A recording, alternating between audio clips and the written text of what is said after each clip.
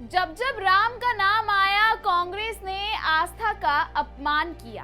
राम मंदिर हो, राम सेतु हो या कर्नाटक का रामनगर, कांग्रेस के निशाने पर बार बार राम ही क्यों?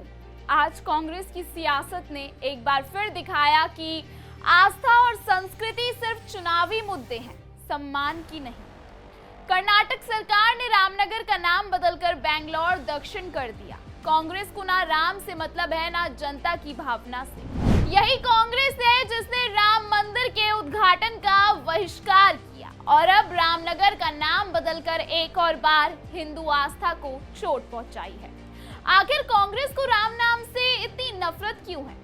इन सब सवालों के जवाब हम आपको देंगे हमारी स्पेशल रिपोर्ट में। लेकिन उससे पहले आयुन भारत डिजिटल को सब्सक्राइब कर लीजिए। नमस्कार, मैं हूं आपके साथ तनीषा भारद्वाज और आप देख रहे हैं आयुन भारत डिजिटल।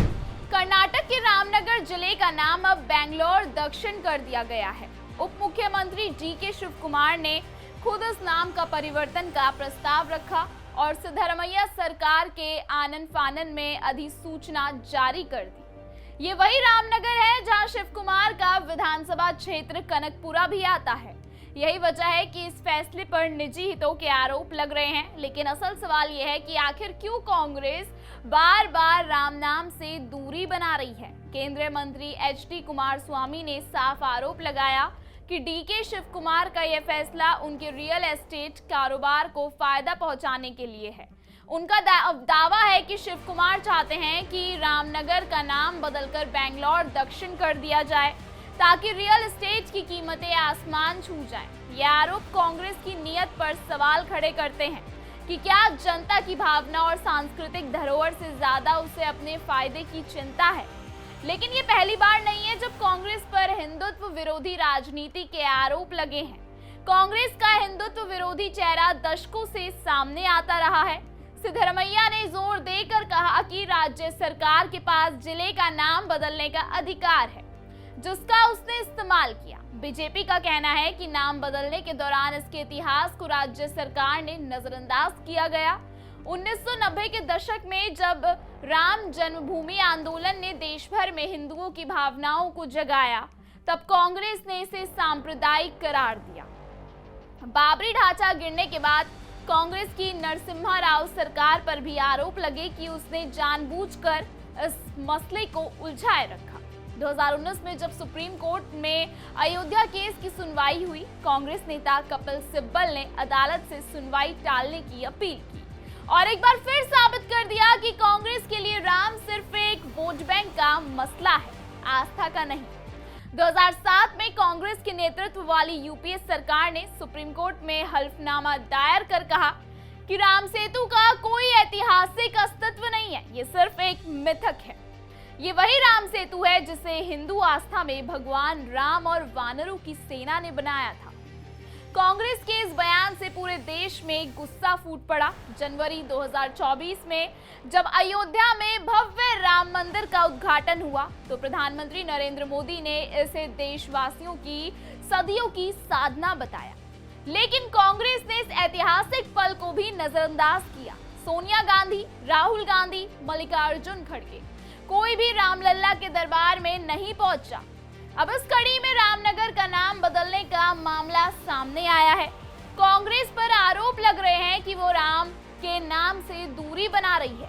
सवाल ये है कि क्या ये सिर्फ संयोग है या फिर कांग्रेस की सोची समझी साजिश?